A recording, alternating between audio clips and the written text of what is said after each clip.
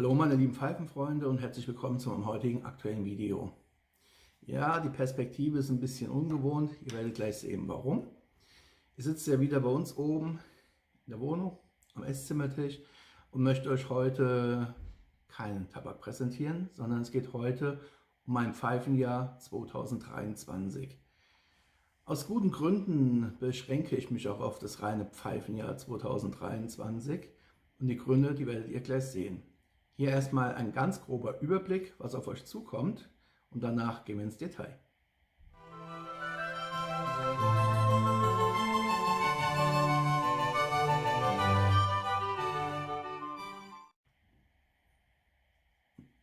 Ganz recht gesehen, ich hatte mir im Jahr 2023 insgesamt 14 Pfeifen gekauft. Beziehungsweise, sagen wir mal so, ich habe 14 Pfeifen erhalten. Das trifft es ein bisschen genauer, warum, erfahrt ihr gleich. Ich hätte nicht gedacht, dass es so viele sind. Es sind doch einige mehr geworden als ursprünglich erwartet. Aber ich habe sie jetzt hier in der Reihenfolge hingelegt, wie sie zu mir gefunden haben. Und jetzt werde ich einzeln auf die Pfeifen eingehen. Und machen wir nochmal einen kurzen Schwenk und bis gleich.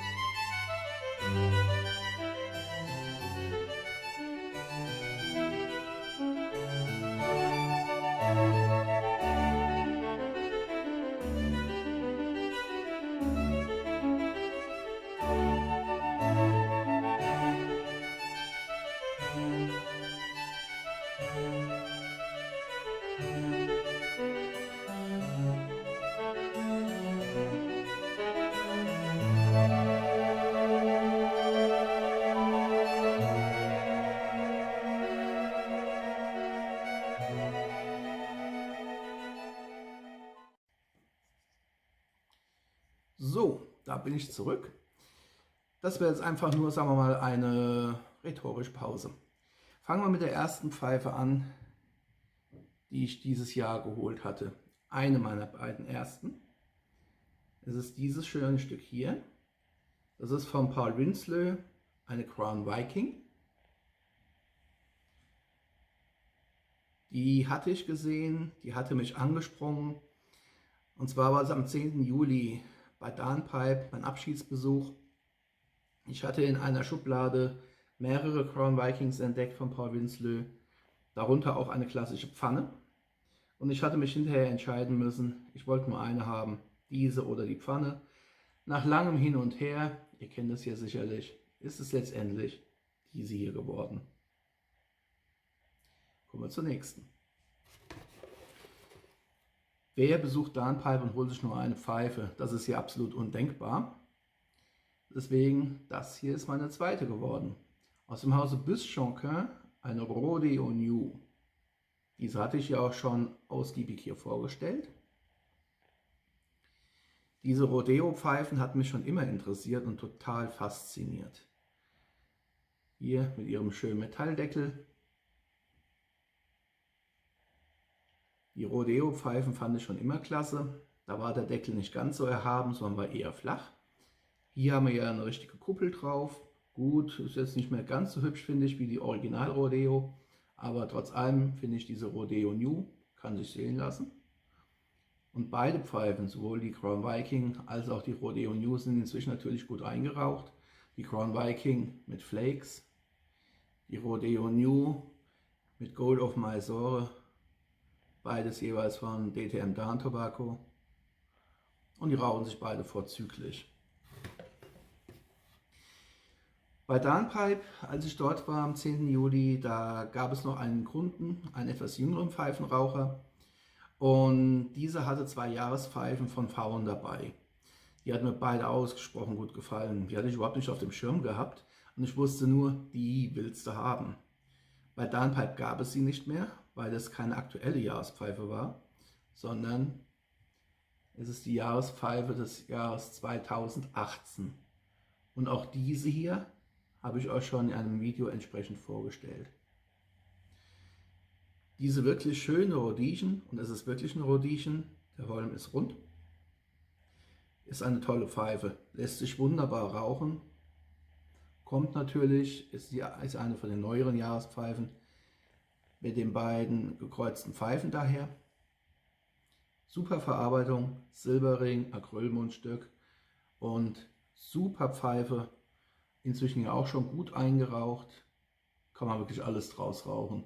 Ich werde sie hauptsächlich nehmen, um damit Virginia Flakes oder vielleicht doch die ein oder andere Virginia oder Virginia Perique Mischung zu rauchen. Also die werde ich wohl hauptsächlich nehmen für naturbelassene Tabak oder naturnahe Tabake. Ich weiß noch nicht, ob ich sie für Mixtures nehmen werde. Momentan sind es Virginias. Kommen wir zur nächsten Pfeife. Es begab sich, dass die Pfeifenmesse Pelzer Rauchzeichen ja von Speyer nach Landau umgezogen ist. Ich habe das erste Mal an dieser Messe teilgenommen und die anwesenden YouTuber haben sie auch gemerkt, ich bin natürlich prompt schwach geworden. In die Messe rein, gleich rechts, war ein Estate-Händler, das war HH Pipes, mit einer riesigen Auswahl an Pfeifen. Da war wirklich von A bis Z alles dabei, von Ascorti bis Zenz. Und ich bin sofort, und das war die erste, die ich mir gekrabbt hatte, die hier, da bin ich gleich schwach geworden. Eine Savinelli 320 KS aus der Reihe Roma. Ich hatte ja schon seit Jahren 3 320er. Ich habe eine Savinelli 320 KS Tris, die habe ich euch bereits ausgiebig vorgestellt. Ich habe die Savinelli 320 KS Bolzano, die habe ich euch noch nicht vorgestellt, kommt alles noch. Und ich habe von Rossi Volcano die 320 Rustic. Die habe ich euch auch noch nicht vorgestellt, auch das wird noch kommen. Bei dem einen oder anderen Pfeifenvideo seht ihr sie ja trotzdem schon. Ich liebe 320er KS Pfeifen.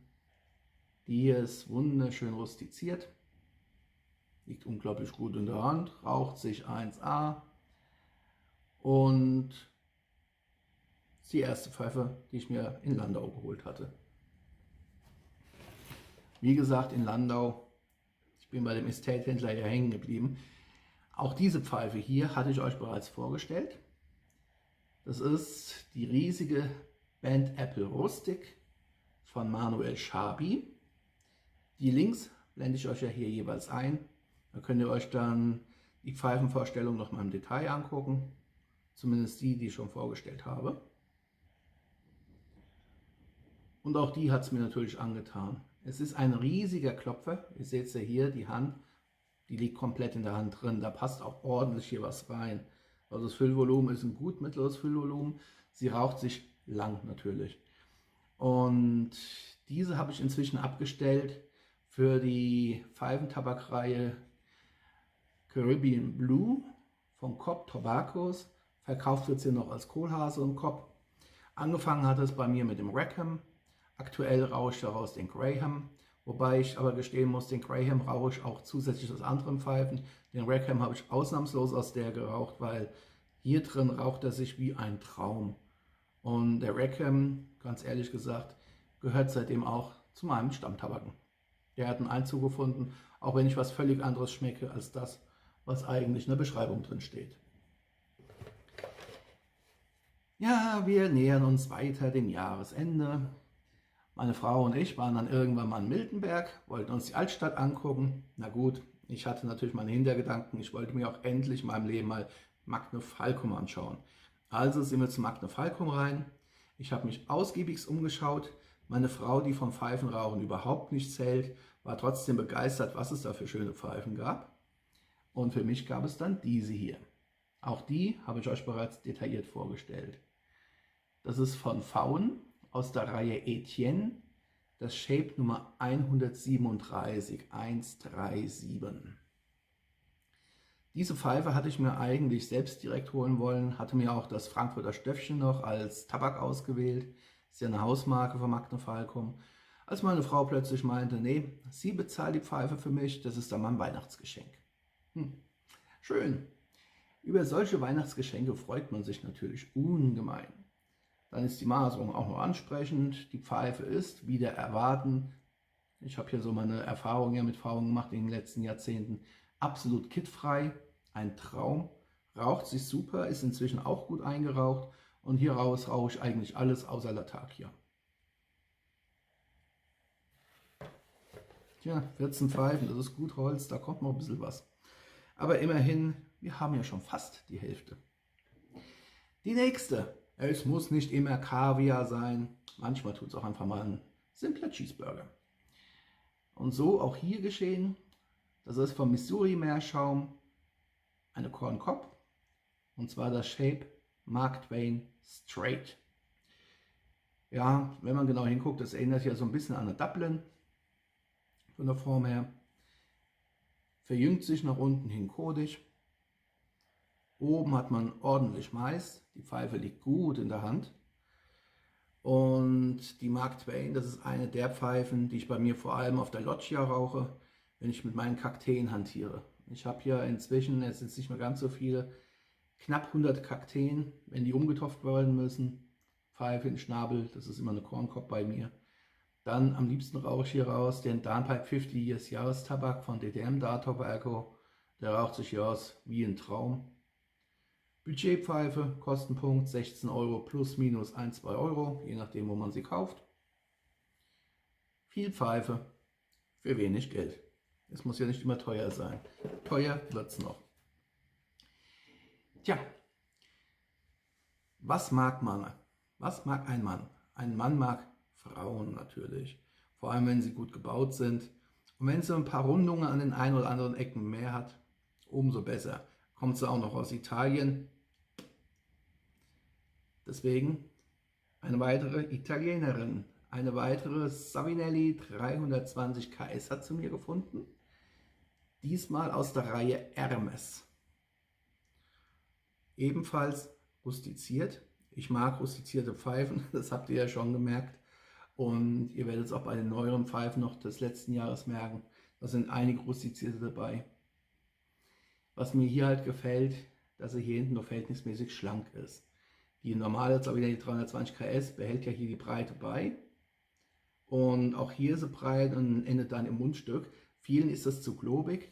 Die Hermes, finde ich, ist da eine sehr elegante Variante, weil der Kopf ist schön groß, 320 KS halt eben, aber mit einer schlanken Taille. Und ich finde, diese hübsche Italienerin, die hat mehr als nur Sexappeal und raucht sich 1A. Die rauche ich allerdings immer noch ein, weil die ist noch nicht ganz so lange bei mir. Ebenfalls zu mir gefunden hat letztes Jahr dieses Schmuckestück hier. Es ist aus dem Hause Stanwell, das Shape Nummer 15, eins der beliebtesten Shapes überhaupt von Stanwell. Allerdings diesmal als Second, mit der Kennzeichnung DC Dansk Club. Ja, Danske Club bei Stanwell, made in Denmark. Früher waren das noch Pfeifen, da war es mir egal, ob das eine Stanwell, eine Danske Club oder eine Danske Vario oder eine Stanwell Vario ist. Vor dem Umzug nach Bella Italia, die Preise waren ja mehr oder weniger vergleichbar, waren ja ähnlich. Und die Qualität, wie gesagt, wir reden hier von der Danske Club, ist 1A. Wenn hier ein Stanwell-Stempel drauf wäre auf dem Mundstück und die Pfeife wäre vielleicht als Silkebrun verkauft worden, hätte man das sofort glauben können. Und vor allem halt, die Kenner wissen es ja, das Besondere an der Pfeife ist ja der Dreikantholm. Drei Kanten und hier unten aber abgerundet. Das ist also eine Besonderheit für sich. Man kann den Daumen hier bequem reinlegen. Man kann sie auch einfach mal so halten. Man hat zig Varianten, wie man sie halten kann. Die Finger haben immer was zu tun. Ich habe inzwischen 3 15er Shapes. Einmal die Royal Danish, einmal Danske Club und einmal Stanwell. Jeweils, wie gesagt, made in Denmark. Entsprechend sehr leicht. Das Holz ist mittlerweile sehr gut natürlich ausgetrocknet, ist klar. Die Raucheigenschaften unbeschreiblich gut. Kommen wir zu meiner nächsten Pfeife. Auch wieder mal von einem bekannten Estate-Händler. Diesmal vom Pfeifenstudio Frank. Eine wunderschöne, wie ich finde, Paul Stanwell Crown 200.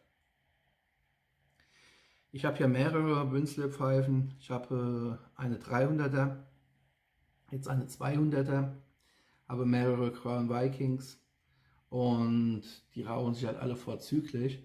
Und was mir halt besonders gut gefällt, Paul Winslow bevorzugt Pfeifen mit etwas weiteren Bohrung. Und ich bevorzuge Pfeifen mit mindestens 20 mm Bohrung. Bei Winslow hat man meistens bis zu 23 mm, also je nachdem, wie sie ausfallen. Und das sind halt wunderschöne Rauchgeräte. Sie sind nicht 0815, jedes Jahr für sich ein Unikat, weil jede halt individuell gefertigt wird. Ähnlichkeiten sind natürlich nicht zu vermeiden bei der Menge an Crown und Crown Winslow Pfeifen oder Crown Viking Pfeifen, die Paul Winslow rausbringt mit seinem Team. Aber sie liegt vorzüglich in der Hand, kann auch mal zwischen den Zähnen gehalten werden, trotz der Klobigkeit. Ich finde, die hat eine ganz eigene Eleganz mit einer schönen Maserung und gehört Gott sei Dank nun mir.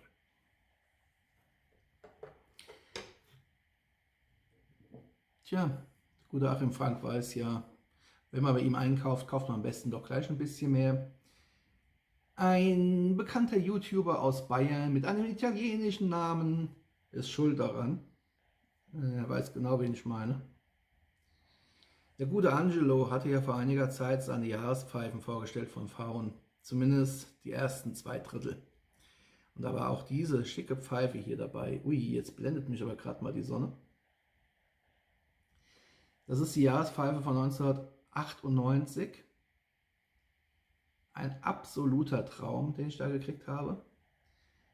Eben die Crown 200 und auch diese hier rauche ich aktuell immer noch ein. Und natürlich mit Virginia Tabaken.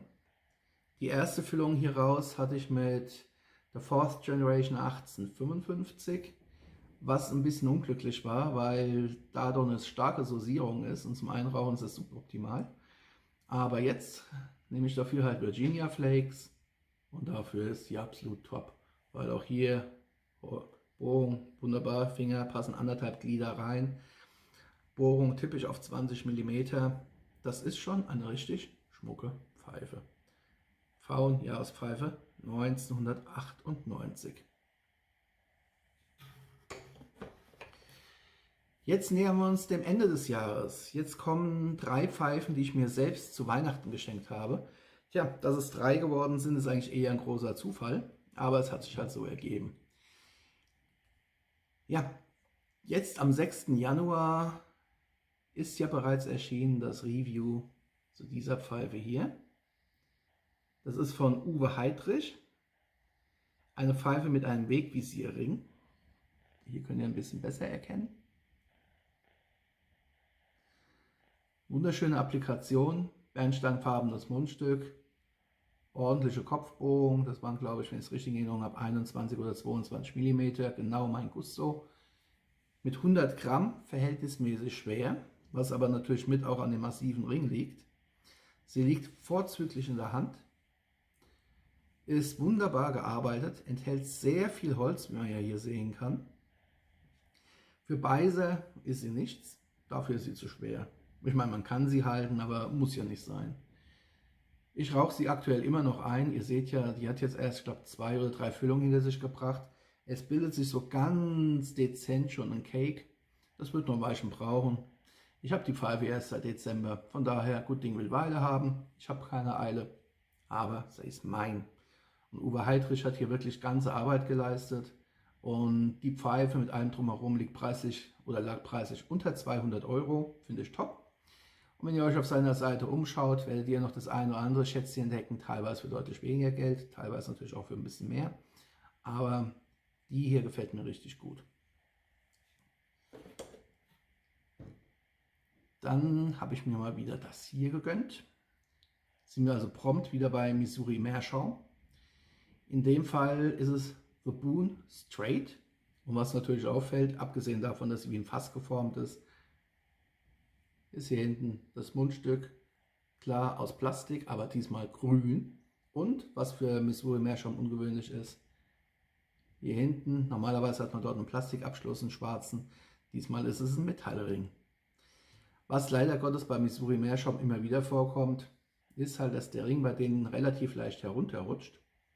Also man kann ihn hier wirklich gut abmachen, muss ihn dann wieder draufstecken, das hat man aber bei Plastik wie auch bei Metall. Tut der Schönheit und im Gebrauch keinen Abbruch. Ihr seht, ich bin ja auch gerade immer noch dabei, sie einzurauchen. Ja, ich rauche auch Missouri Meerschaum Corncops ein. Einfach, das ist jetzt meine 5., die ich richtig dann in Gebrauch habe. Oder meine 6., ich glaube meine 5. große. Und ich habe mir angewöhnt, sie von vornherein schon von der ersten an ordentlich einzurauchen, wie eine Bruyère-Pfeife, damit sich innen schön drin ein wunderschöner Cake bildet, vor allem im Bodenbereich, hier, wo das Hartholz in die Brennkammer reinragt. Wenn die gut eingeraucht ist, kann man sie hinterher rauchen, wie jede Bruyère-Pfeife auch. Und dank der Schutzschicht durch den Cake hält die halt auch ewig. Und dieses Mysterium von wegen Corncops reichen für maximal 20 Opfer, das ist völliger Mumpitz. Ich brauche allein 12 bis 13 Füllungen, um sie einzurauchen. Dann können Sie ja nach dem Anrauchen direkt entsorgen. Also von daher, das ist völliger Blödsinn. Mein ältestes ist über 20 Jahre alt, hat weit über 100 Rauchopfer hinter sich gebracht, raucht sich wie am ersten Tag. Von daher auch so Pfeifen, wie gesagt, zwischen 15 und 17 Euro, je nachdem, wo ihr sie zu kaufen bekommt. 6 mm gefiltert, top. Es muss nicht immer teuer sein. Ja, last but not least, jetzt kommen wir endlich nach 19 Minuten zu meiner letzten Pfeife. Und die ist ein ganz besonderes Pfeifchen für mich. Es begab sich im Jahre des Herrn 2015 bei einem Besuch von Bar Dime Pipe. Damals war Michael Apitz natürlich im Laden und der Michael Schmidt. Oder war es noch Ralf Kraschwitz? Ich glaube, es war Michael Schmidt, der noch dabei war.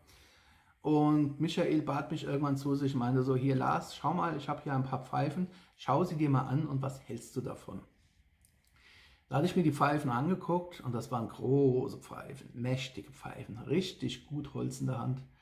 Und da hat dann Michael so gemeint, ja, die werden dann im 2016er Katalog erscheinen, das sind dann neue Michael Apitz Pfeifen. Und da hatte ich dann einen der Prototypen in der Hand und hatte mich absolut sofort verliebt, schockverliebt, wie man ja so schön sagt. Eine wunderschöne Pot. Und ich hatte Michael gefragt, ja, hier kann ich die direkt kaufen. Also er sagt, nein, das sind Prototypen. Ich mutmaße mal, dass er sie selbst behalten haben wird. Ist ja naheliegend, vor allem wenn es Prototypen sind, gehen sie eh nicht in den Verkauf. Und ich hatte es dann aber irgendwie verschwitzt, mit 2016 die Pfeife dann zu holen. Leider Gottes. Warum auch immer. Jedenfalls, danach waren die Pfeifen weg. Als ich sie mir holen wollte, gab es die nicht mehr. Jetzt begab es sich aber, und da muss man auch wiederum sagen, Facebook sei Dank, dass der Hersteller dieser Pfeifen, Holmer Knudsen, diese Pfeifen neu aufgelegt hat. Damals im Katalog 2016 stehen sie drin als Michael Apitz MA Chubby Pot. Und so schaut sie halt aus. Heute wird sie verkauft als MA Selected Individuals. Meine trägt die Nummer 101. Allerdings nirgends gestempelt, sondern so steht sie halt bei zigarre24.de drin zum Verkauf. Was die Pfeife von den anderen Pfeifen unterscheidet, ist, dass der Kopfrand hier kann man es recht gut sehen, eine Crossgrain-Maserung hat. Wunderbar gearbeitet, wunderschön hell, kontrastgebeizt. Die Pfeife selbst ist rustiziert. Wunderbare Arbeit, finde ich. Und was man halt hier unschwer erkennen kann im Vergleich zur Hand, das ist, der Finger hier klemmt unten drunter, hier oben ist der Kopf, eine riesige Pfeife. Deswegen hier Mittelfinger, zack, drin, versenkt, passt komplett rein. Ich hatte es gewagt, ich habe die bis jetzt einmal geraucht. Das war ein erster Durchgang zum Einrauchen. Ich habe diese Pfeife abgestellt für MA-Tabake. Das lag einfach auf der Hand. MA-Pfeife, MA-Tabak. Mit dem Klassiker der Klassikern, dem Sweet Vanilla Honeydew SVH. Locker nur gestopft. Ich würde mal sagen, vielleicht ungefähr die Hälfte der Tabakmenge, die hier normalerweise passen würde. Weil erster Rauchgang ist bei mir immer locker gestopft. Und ich habe sie 2 Stunden geraucht. 2 Stunden locker gestopft. Mit höchstens vielleicht der Hälfte der Tabakmenge. Also da merkt man schon, hier passt richtig viel rein. Ich werde irgendwann im Laufe der nächsten Wochen und Monate, sobald es draußen vom Wetter besser wird, herausfinden, wie lange man sie tatsächlich rauchen kann, wenn man den SVH richtig stopft. Das wird aber noch nicht bei den nächsten Gängen sein. Ich brauche so erfahrungsgemäß 10 bis 12 Rauchopfer mindestens, bis für mich eine Pfeife richtig eingeraucht ist und bis ich sie dann richtig brutal stopfe. Und dann werde ich auch im Sommer vermutlich mal ausprobieren, wie lange kann man dieses Teil rauchen, wenn man einen Flake stopft. 2 Stunden locker eingebracht, SVH, höchstens die halbe Tabakmenge. 2 Stunden. Da kann man ja mal mutmaßen, wenn ich die normal stopfe, dass ich auf über 3 Stunden kommen müsste. Und wenn ich Flake-Tabake mit Knick-, Falt- und Kugelmethode hier einbringe, da bin ich mal gespannt. Am besten morgens nach dem Frühstück, damit ich dann rechtzeitig zum Abendessen fertig werde. Aber das werden wir dann sehen. Für mich das persönliche Highlight zumindest aus dem Jahr 2023 von Holmer Knudsen, Michael Apitz, MA, Selected Individuals, Chubby Pot Nummer 101. Ja, ihr habt lange durchgehalten, 23,5 Minuten für 14 Pfeifen. Also da ist letztes Jahr 2023 einiges zu mir gekommen. Jetzt 2024 muss ich mich natürlich so ein bisschen jetzt zurückhalten, hat verschiedene Gründe.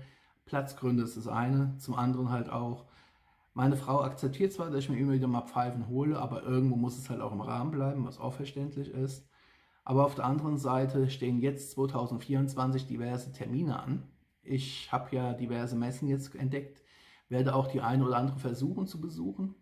Ich denke mal, Landau werde ich auf jeden Fall wieder hinkommen. Ich überlege aber auch, ob ich eventuell die Pfeifenmesse im Wort wahrnehme, wenn ich mir das einrichten kann, in Norddeutschland, oben in der Nähe von Darmpipe, also in der Nähe von Lauenburg.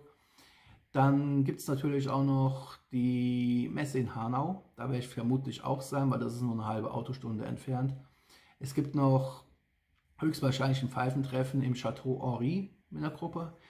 Es gibt dann das Pfeifenrauchertreffen in Fürstenfeldbruck von Helmut, wo ich auch schon letztes Jahr hin wollte, was aber leider kurzfristig dann geplatzt war, wo ich versuchen werde, dieses Jahr auf jeden Fall hinzukommen. Es steht ja auch noch Stuttgart an, jetzt im März. Ob ich das schaffe, muss ich von der Witterung ein bisschen abhängig machen und davon, was hier bei uns an Terminen da steht in der Familie. Weil wir haben hier auch immer einiges um die Ohren. Und die Gefahr ist halt einfach, wenn man auf solche Messen geht, wer geht zu einer Messe und kommt mit leeren Händen wieder? Ich kann mich daran erinnern, 2011 war ich auf der Pfeifenmesse in Lohmar, die erste Pfeifenmesse, die ich überhaupt mal besucht hatte. Und da hatte ich mir vorgenommen, du kaufst nichts. Ich hatte nur 20 Euro einstecken, habe gesagt, du kaufst nichts, sonst gehst du gleich pleite. Geldautomat war zum Glück zu weit weg, da hatte ich keine Lust hinzulaufen, sonst hätte ich doch was gekauft. Und habe letzten Endes dann nur bei Holmer Knudsen einen Tabak gekauft, damals ein Little Wren, da kann ich mich noch dran erinnern. Und wie man sieht, selbst da habe ich was gekauft, obwohl ich es nicht wollte. Landau hatte ich mir auch nichts holen wollen. Und was war? Ich bin mit 2 Pfeifen nach Hause gegangen. Von daher ist es immer so Theorie und Praxis. Und daher weiß ich, ich habe einiges vor. Es werden vermutlich doch noch die ein oder anderen Pfeifen zu mir finden. Und ja, 2025, ich habe jetzt auf eBay eine entdeckt, habe die für verhältnismäßig wenig Geld geschossen. Die ist jetzt auf dem Weg zu mir, die wird in ein paar Tagen eintrudeln. Deswegen, wenn Pfeifen, dann vermute ich momentan eher Estates, weil es gibt so ein paar Pfeifenmarken vor allem, die es mir angetan haben, die sind am besten, wenn man sie als Estate holt, weil eine Stanville Made in Denmark als neue Pfeife zu finden, da muss man in Pfeifengeschäften schon ein großes Glück haben. Die meisten sind dänisch Design, das möchte ich jetzt nicht, weil ich sammle nur Made in Denmark. Oder vielleicht hole ich mir auch irgendwann mal eine mit einer Registrierungsnummer, also die noch älteren Pfeifen. Aber halt auch so die eine oder andere Pfeife, die neu einfach zu teuer ist. Ich habe da mein eigenes Limit, wenn sie drüber geht. Manuel Schabi kostet neu in der Ausführung, wie ich sie habe, knapp 600 Euro. Und als Estate kriegt man sie deutlich günstiger. Und das gilt ja auch für manche andere Pfeifen. Und ich habe immer noch ein Auge auf V- und Jahrespfeifen geworfen. Da ist, wie gesagt, der böse, böse Angelo dran schuld. Und die V- und Jahrespfeifen, die alten, die gibt es halt nun mal nur als Estate. Und von daher ist es jetzt wieder eine V- und Jahrespfeife zu mir unterwegs. Wie gesagt, Angelo stelle ich in die Ecke und schäme dich. Und die werde ich euch dann auch irgendwann mal vorstellen. Aber das wird Monate dauern, weil bis jetzt hier ist, bis ich es eingeraucht habe. Ich habe ja auch schon sehr viel vorgearbeitet, was Videos angeht. Also es wird in den nächsten Monaten für euch mit Sicherheit nicht langweilig werden, weil ich habe schon Videos vorbereitet bis in das Jahr 2025 hinein. So viel schon mal als Vorankündigung. Das war es jetzt auch soweit von mir für heute zu meinem Pfeifenjahr 2023. Ich hoffe sehr, dass es für euch kurzweilig war, dass ich euch trotz allem unterhalten konnte. Trotz der Länge des Videos waren jetzt fast eine halbe Stunde. Ja, ihr kennt es ja, Kommentarfunktion, munter drauf los. Ich bin auf euer Feedback gespannt. Wie hat euch das Video gefallen? Wie haben euch die Pfeifen gefallen? Lasst uns in gewohnter Weise darüber austauschen. Ich danke euch sehr für eure Aufmerksamkeit, wünsche euch weiterhin viel Spaß mit euren Pfeifen und mit euren Tabaken. Bleibt meinem Kanal treu und bleibt mir vor allem gesund. Wir sehen uns demnächst auf jeden Fall hier wieder zum nächsten Review, Pfeife, Tabak oder Zubehör. Mal sehen. Bis dann, macht's gut, Happy Puffing und ciao.